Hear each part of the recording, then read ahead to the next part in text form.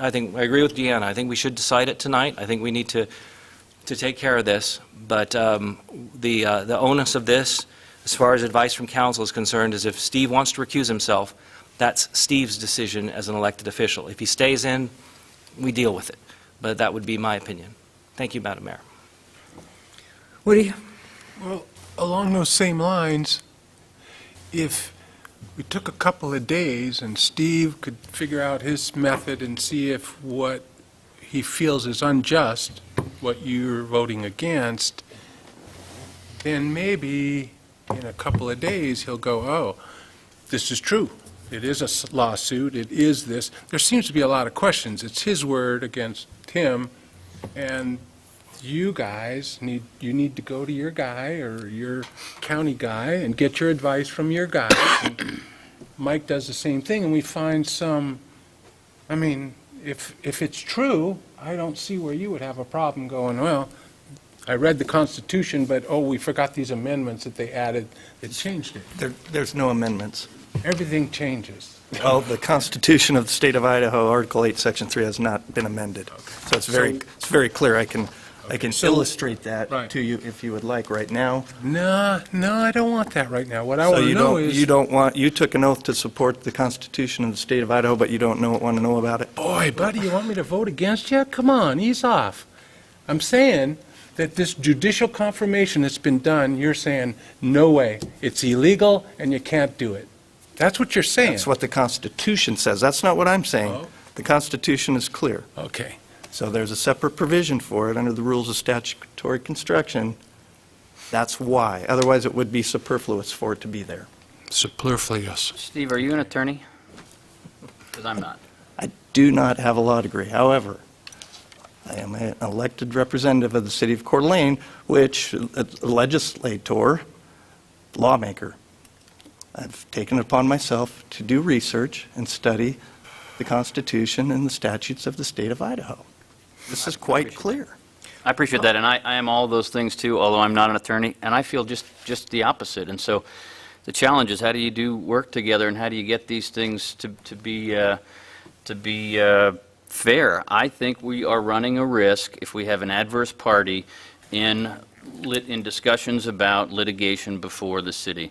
And I do think it is litigation, Dan, and again, that's, some of these are pretty basic issues, but I was leaning towards going with a 2-day cooling off period, but you seem real strident about this, and you've threatened to go to the prosecutor tomorrow, and you've threatened us with other litigation, and I'm thinking maybe we just call it good tonight and let the chips fall where they may.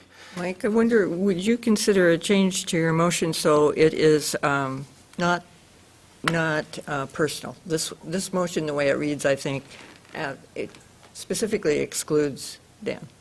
So if the motion would read, council would ask Mike or our city attorneys, to inform the council on the legal matters of judicial confirmation without adverse parties apart. I would absolutely accept that, and it's not personal. Because maybe it won't just be you, Steve. Maybe there'll be others that are adverse. So then it's not personal to you, but it is the way we would want to conduct and ask for legal advice without adverse parties. I would make that modification to the motion. A second Concurs? And let me just say why I would do that.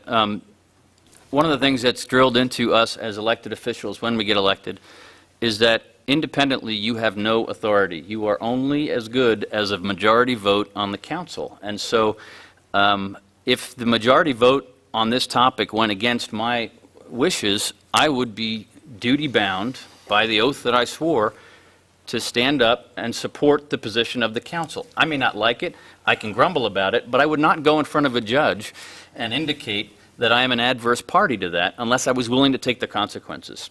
And so regardless of what the topic is, and we've been in litigation for a while on different things, it's not personal, it's about the position you hold, the position any of us hold, and our status as being either a majority vote where the city goes this direction or a minority vote where we don't get our way. So I would, with that modification and with what we've heard tonight, I would still support really any scenario whereby we don't include adverse parties in our legal deliberations relative to a pending litigation. All right. Madam Mayor, does this then become the policy then of the city? Would that be a policy? No, because I specifically said it for judicial confirmation, for this judicial confirmation area. this issue? I mean, it is a policy anyway, I think, Dan. I'm sorry we have to go through this. It certainly, I've been here 12 years, we've never had the adverse parties when we are being given legal advice as the entire entity. It just wouldn't happen, and your scenario was perfect tonight. If you did come with that kind of a thing, you wouldn't be in the room, and you know you wouldn't be in the room. You'd take yourself out of the Yeah, room. and Madam Mayor, but that was kind of my point earlier, is that I would do that.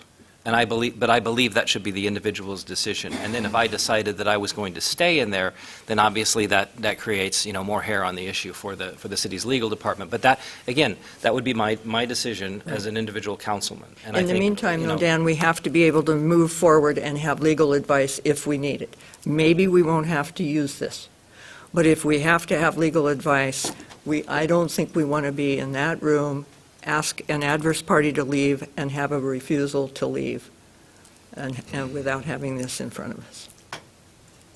Madam Mayor? Yep. I withdraw my motion. Thank you. Okay, did the second withdraw? Yes. Thank you. All right, the main motion then is what we're going to vote on now, and it is that the council would ask our legal advisors to inform the council on the legal matters of judicial confirmation without adverse parties involved. Roll call. Guggen, No. Adams, No. Ettinger,